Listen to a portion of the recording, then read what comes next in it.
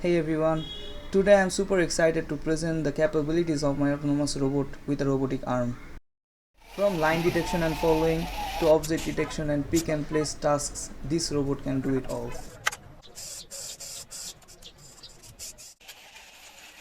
So without any further ado, let's get started. The journey begins with one of the robot's fundamental skills, line detection and following. Using cameras and some Python coding, the robot can effortlessly detect and track lines on the ground.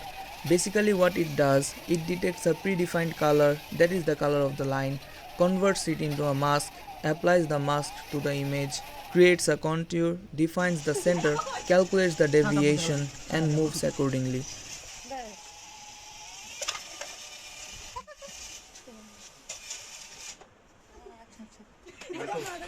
Now let's witness the magic of autonomous pick and place tasks. With its smart robotic arm, the robot can grab objects and place them in predetermined locations. Achieving this level of autonomy required implementing complex algorithms such as inverse kinematics. Now let's dive into the technical details behind the robot's precise arm movements. The autonomous movement of the robot's body was relatively straightforward, but things got interesting when it came to the robotic arm. The arm requires precise calculations of numerous joint angles to execute even a single linear motion, and for full autonomy, I needed it to handle various linear and non-linear motions flawlessly. To tackle this challenge, I knew implementing inverse kinematics was a must. Inverse kinematics involves calculating all the joint angles using the end position, x, y, and z coordinates of the end effector. For instance, to achieve horizontal linear motion, you only need to adjust the x value while keeping the y and z values unchanged, and the computer handles all the complex angle calculations. Now let's understand the process step by step. First it enters the body control mode, then it gets close to that object, then it waits for some time. If the object doesn't move, then it activates the arm control mode and goes to the top view. Now it tries to place the gripper exactly above the object and again wait for some time. Then it descends to grab the object. It grabs the object and comes back up. After that it places the object to anywhere we want. It can either be on its own body or it can be somewhere else. Whatever we want, we can get that thing done by it.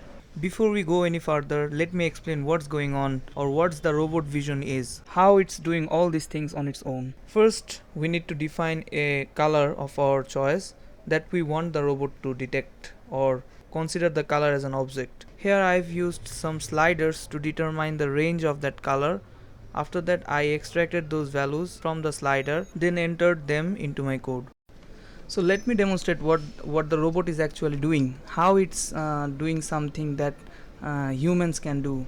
So here as you can see, it's the view from robot's vision. At the very left, at the very right corner, it's the original footage from the web camera, and beside that it's the mask created by the robot.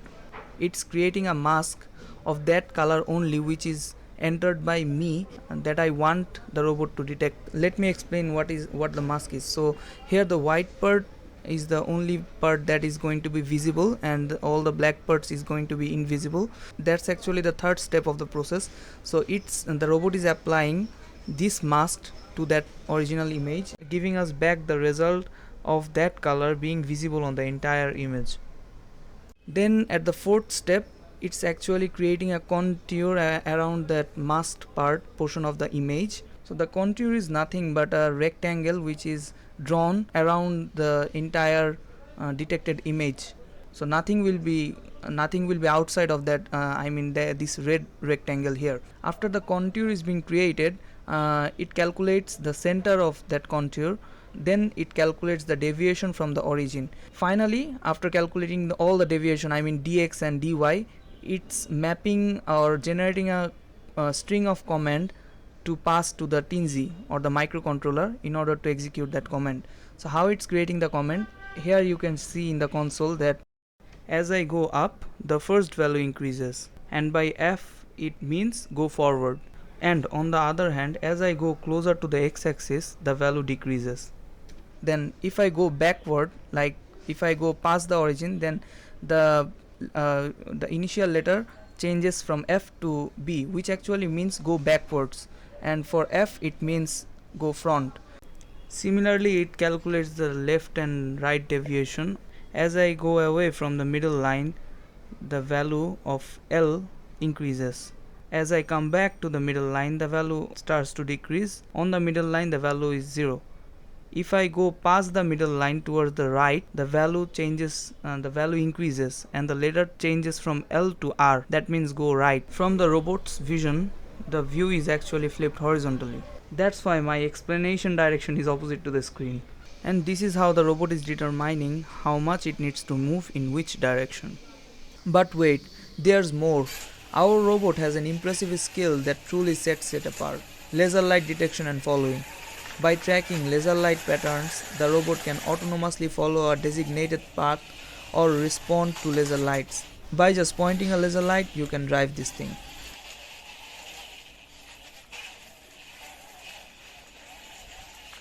Thank you again for joining me on this journey. Until next time, stay curious, keep learning, and happy tinkering.